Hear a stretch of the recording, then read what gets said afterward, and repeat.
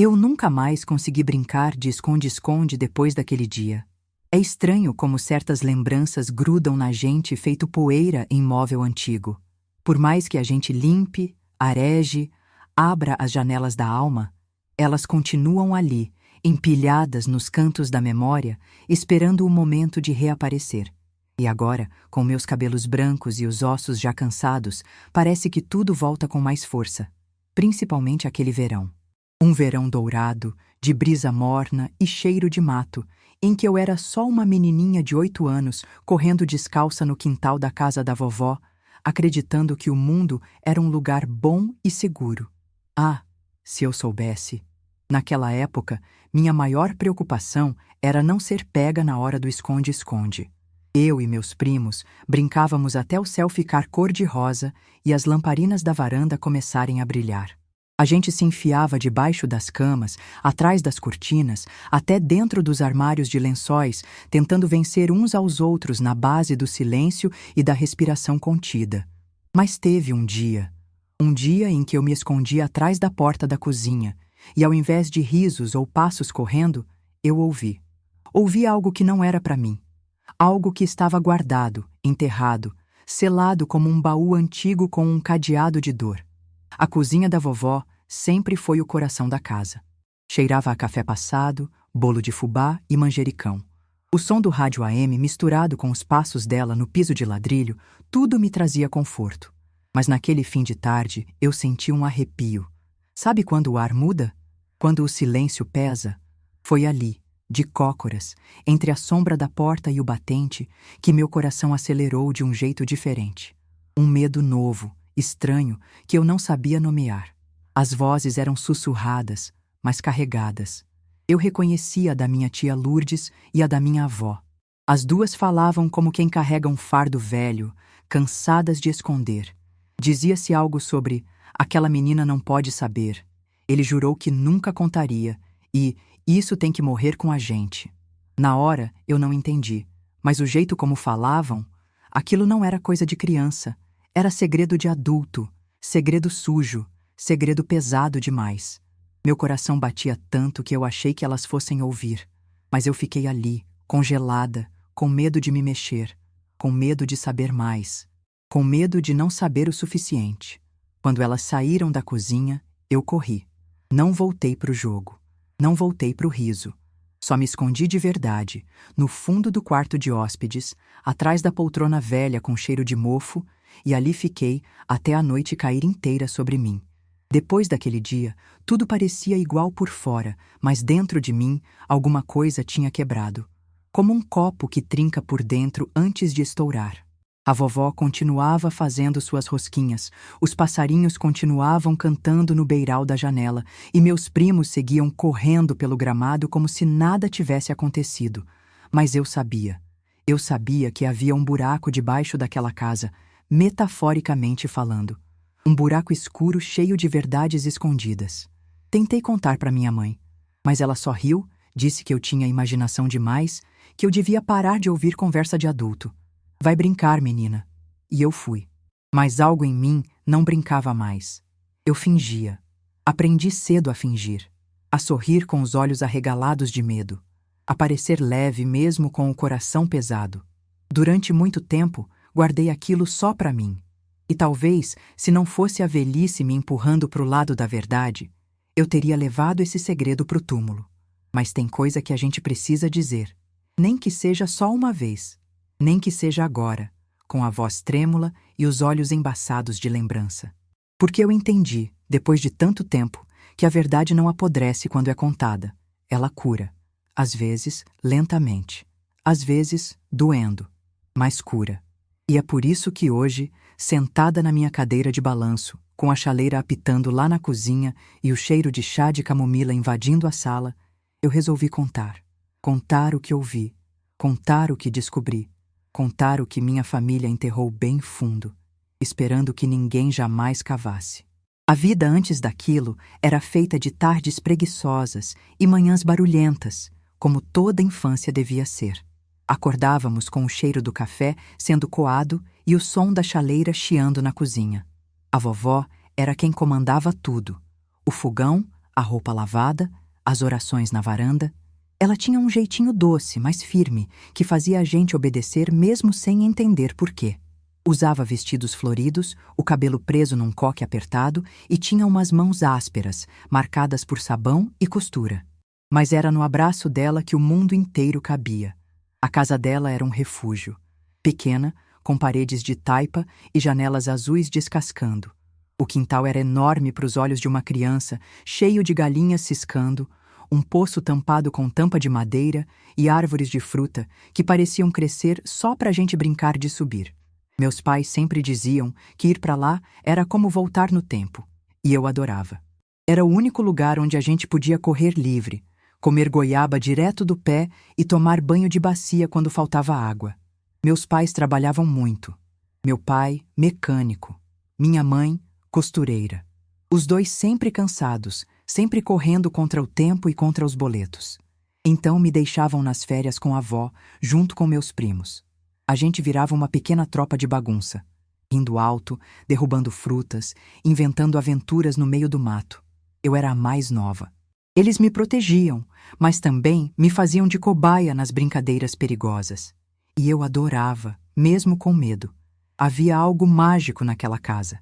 O piso rangia, o armário de louça fazia barulho quando o vento batia, e a rede da sala parecia embalar sonhos antigos. Cada canto tinha uma história. A vovó gostava de contar causos de quando era moça, de como conheceu o vô, que já tinha partido há tempos. Ela dizia que os olhos dele eram iguais aos meus, e eu acreditava. Porque quando a gente é criança, tudo que nos contam vira verdade. As refeições eram um ritual. A mesa de madeira comprida, o cheiro de alho fritando, os pratos coloridos de esmalte descascado. A gente comia em silêncio nos primeiros minutos, de tanta fome. Depois vinham as histórias, as risadas, os puxões de orelha. A vovó não admitia falta de educação nem desperdício. Comida é sagrada, ela dizia. E hoje entendo melhor o que ela queria dizer com aquilo. As noites eram iluminadas por lamparinas e vagalumes. Não havia televisão. Só histórias contadas em roda, o som dos grilos e o rangido da rede. A gente se deitava cedo, exausto das brincadeiras e da liberdade. Dormia ouvindo o som do mato, o latido distante de algum cachorro e o estalo do telhado se acomodando. Era uma paz que, naquela idade, eu achava que duraria para sempre. E meus tios? Ah, os tios. Cada um com seu jeito. A tia Lourdes era a mais rígida, sempre mandando a gente calar a boca e ficar direito. O tio Zeca, ao contrário, era o engraçado da família. Vivia com um cigarro atrás da orelha e histórias exageradas na ponta da língua. Tinha algo nele que incomodava minha mãe, mas eu, criança, não percebia. Só depois tudo faria mais sentido. Aquela rotina tinha cheiro de infância, cheiro de pão assando no forno a lenha, de roupa limpa secando no varal, de chuva no chão quente. E quando chovia, a vovó mandava a gente tomar banho de chuva pelado no quintal. Dizia que lavava a alma, que criança precisa de terra nos pés e céu na cabeça. E eu acreditava. De olhos fechados, braços abertos, eu achava que era livre. Era uma infância simples, mas cheia. Cheia de som, de cheiro, de vida. Não havia luxo, mas havia amor espalhado nos detalhes. Nos lençóis limpos, no bolo de fubá ainda quente, nas broncas com afeto. E naquele tempo, antes do segredo me alcançar, eu ainda era só isso. Uma criança feliz que brincava de se esconder sem saber que um dia, de verdade, teria que se esconder do que sabia. Começou devagar, como uma pedrinha no sapato que incomoda, mas a gente finge que não sente. A primeira coisa que notei foi o silêncio da vovó quando o tio Zeca chegava. Ela, que era tão faladeira, calava. Apertava os lábios, desviava os olhos e mudava de assunto. Só mais tarde entendi que o silêncio também fala, e às vezes grita. O tio Zeca não vinha sempre, mas quando aparecia, era como se o ar da casa mudasse. Os passarinhos do quintal se calavam, as galinhas corriam para o galinheiro e a vovó ficava tensa. Ele entrava com aquele jeito brincalhão, bagunçando o cabelo da gente, fazendo piada com tudo, mas havia algo no jeito como ele me olhava. como se eu fosse um enigma que ele já conhecia por dentro. Eu achava estranho, mas não sabia por quê. Criança sente, antes de entender. E eu sentia aquele frio na barriga quando ele se aproximava demais. As brincadeiras dele pareciam normais para os outros, mas comigo, às vezes, ele era diferente. Pegava no meu queixo, olhava no fundo dos meus olhos por tempo demais, perguntava coisas que não eram para perguntar. E sorria. Sempre sorria. Uma vez, quando estávamos todos brincando de esconde-esconde, ele se ofereceu para contar enquanto a gente se escondia. Mas depois, ele sumiu. Disseram que foi fumar lá fora, mas eu tinha certeza de que ele estava procurando alguém. E naquele dia, eu me escondi mais longe do que nunca. Fiquei no galinheiro, entre penas e cheiro de milho, com o coração disparado e o joelho ralado. Só saí quando a vovó veio me chamar. Notei também que a tia Lourdes vivia brigando com ele. Às vezes, os dois sumiam para dentro do quartinho dos fundos e saíam com os rostos vermelhos. Ela parecia furiosa, mas nunca dizia nada para ninguém. Era como se a família toda soubesse de algo que eu ainda não sabia. Algo que todo mundo pisava em volta, como quem contorna um buraco no chão para não cair dentro. A partir de certo ponto, comecei a prestar mais atenção. Percebi que a vovó trancava a porta do quarto dela à noite, coisa que nunca fazia antes. Que meu pai ficava inquieto quando sabia que o irmão vinha visitar. E que minha mãe sempre encontrava uma desculpa para nos buscar mais cedo do que o combinado. Eu achava que era coincidência. Hoje, sei que era medo. Medo disfarçado de rotina. Silêncios enfeitados com colheradas de sopa quente e orações antes de dormir. Mas havia algo de errado. Algo que pairava no ar, como um cheiro que a gente não consegue localizar. A casa continuava sendo a mesma. A varanda, o cheiro de bolo, as tardes de sol, mas havia uma rachadura invisível passando bem no meio da nossa paz. Foi também nessa época que parei de querer dormir sozinha. Comecei a pedir para dormir com a minha prima. Dizia que tinha medo do escuro, que ouvia barulhos. E ouvia mesmo. Portas rangendo, passos leves no corredor. Mas ninguém acreditava. Me davam um copo d'água, um beijo na testa e diziam: "Vai dormir, menina, é só o vento." Mas o vento não tinha cheiro de cigarro. O vento não abria portas sem bater. E eu comecei a entender, mesmo sem saber explicar. O que antes era só brincadeira passou a ter zonas proibidas. Comecei a evitar os armários, os quartinhos, os abraços demorados. Meus olhos começaram a procurar fuga onde antes havia refúgio. A infância estava ficando curta. E no fundo, bem no fundo, eu comecei a desejar que aquele verão acabasse logo, que meus pais viessem me buscar, que o esconde-esconde fosse só mais uma brincadeira. Mas àquela altura, eu já tinha entendido que ali, naquela casa de janelas azuis e cheiro de bolo de fubá, havia algo que ninguém queria que eu descobrisse. E o pior, eu já estava descobrindo. Foi numa tarde abafada, daquelas em que até os passarinhos parecem calados de calor. A gente tinha passado o dia todo no quintal, correndo atrás de sombra, e quando o sol começou a baixar, a vovó chamou todo mundo para dentro. Eu disse que ia só beber água e já entrava, mas menti. Queria ficar mais um pouco sozinha, sentindo o cheiro da terra quente, olhando o céu mudar de cor. Foi aí que escutei. As vozes vinham da cozinha.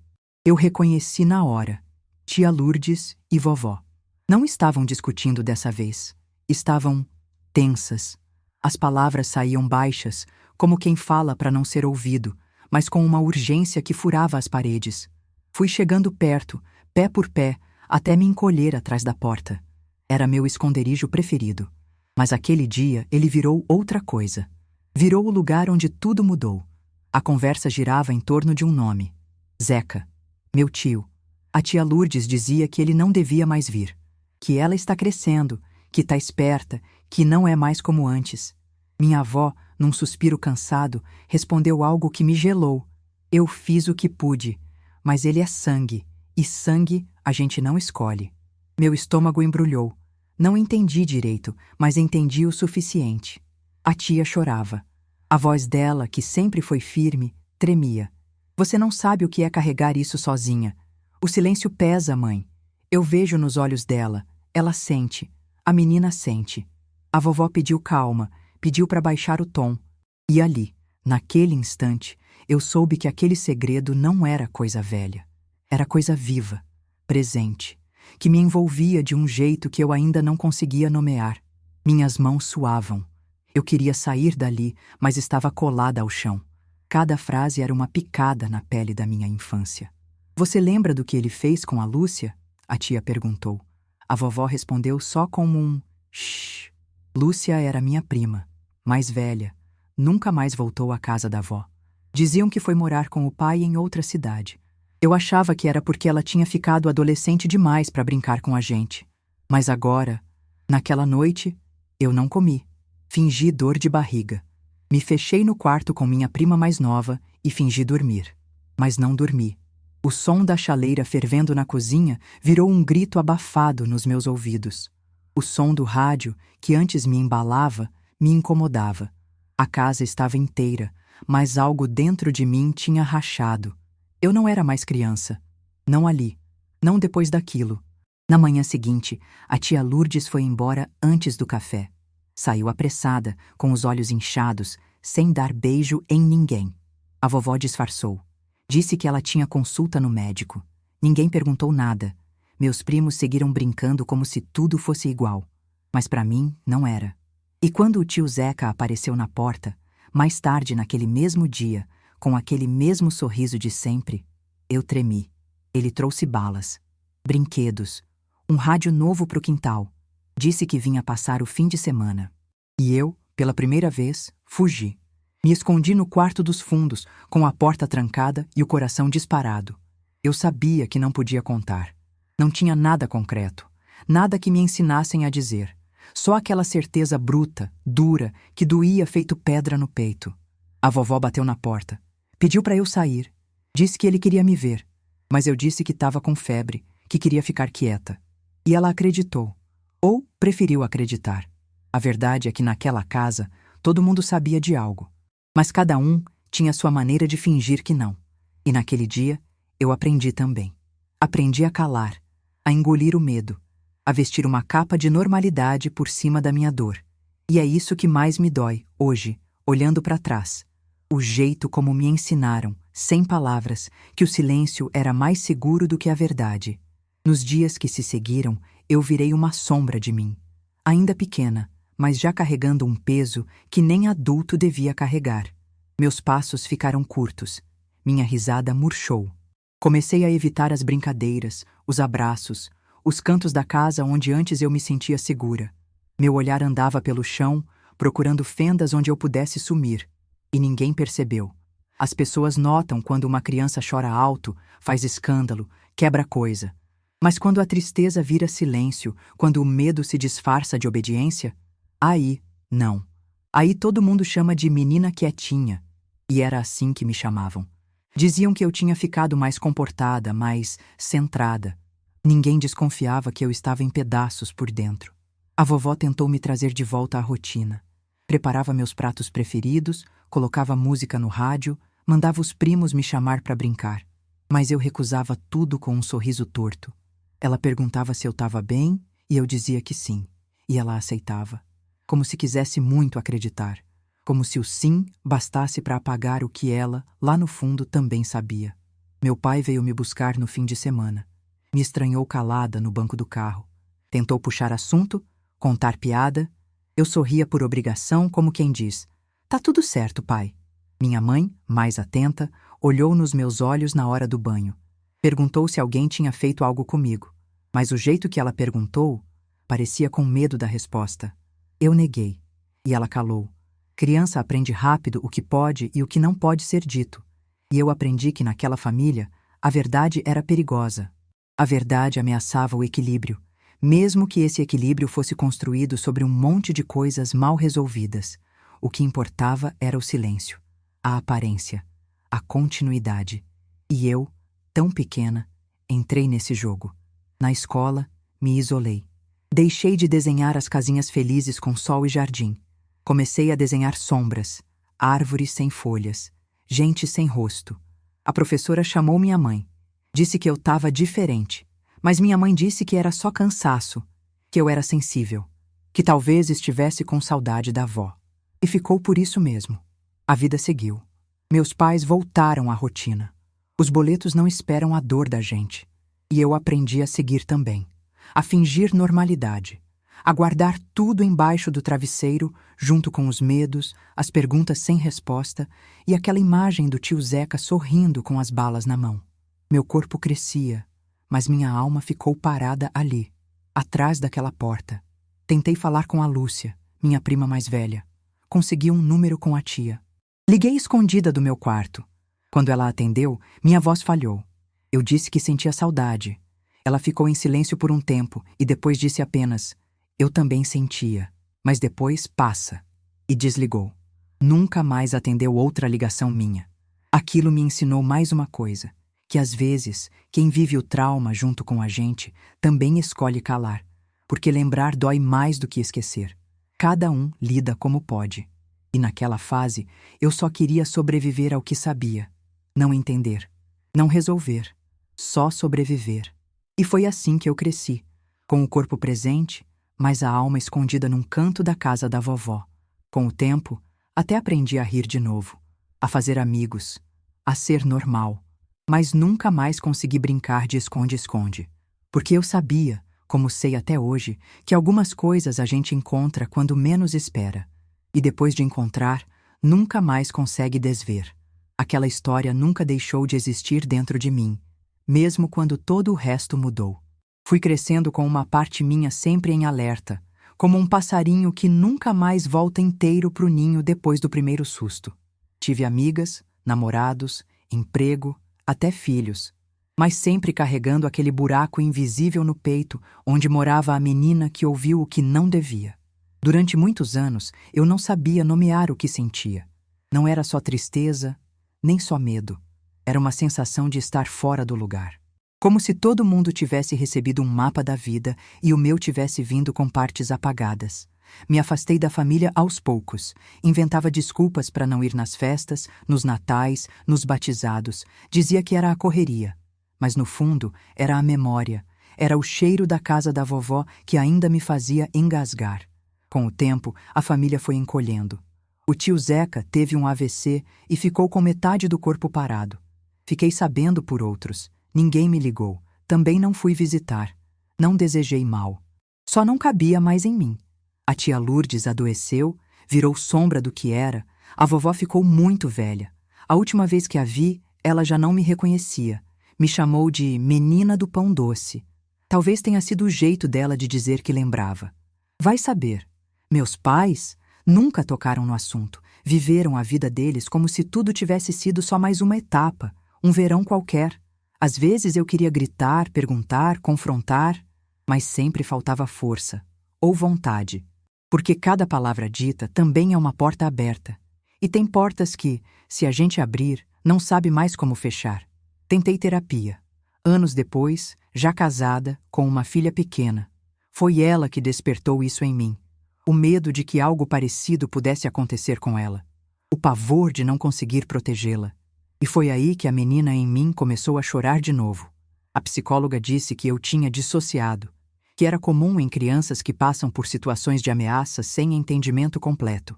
Eu não sabia o nome, só sabia a dor. O casamento não resistiu. Ele dizia que eu era fechada demais, que parecia estar sempre em outro lugar. E estava mesmo. Estava presa numa casa antiga, com cheiro de manjericão e café, escutando vozes por trás da porta. Tentei explicar, mas ele não entendeu, ou não quis. E eu não insisti. Aprendi desde cedo que insistir cansa mais do que aceitar. Hoje, minha filha tem a idade que eu tinha naquele verão. E às vezes, quando ela brinca de se esconder, meu coração dispara. Sinto vontade de correr, puxá-la pelos braços e dizer: "Não vai." Mas me contenho. Só fico por perto, olhando, garantindo. Porque talvez a única coisa boa que tenha saído de tudo isso seja a chance de protegê-la com o que eu aprendi na dor. Não voltei mais à casa da vovó. Dizem que tá caindo aos pedaços, que o mato tomou conta, que tem rato, infiltração, rachadura. É engraçado. É como se a casa estivesse refletindo por fora tudo o que eu carreguei por dentro. E talvez por isso eu nunca tenha conseguido ir lá de novo. Porque não se trata só de paredes. Se trata do que ficou dentro delas. Mas mesmo com tudo isso, mesmo com a dor, com o vazio, com os anos de silêncio, hoje eu consigo falar. Talvez porque não espere mais resposta. Não quero justiça tardia, nem confronto. Só quero que minha história exista, que alguém escute. Que a menina que se encolheu atrás da porta um dia possa, enfim, sair do esconderijo. E é por isso que conto. Não para me livrar, mas para libertar. Porque carregar um segredo por tanto tempo é como andar com um sapato apertado a vida inteira. A gente se acostuma com a dor, mas quando finalmente tira, percebe o quanto estava ferida.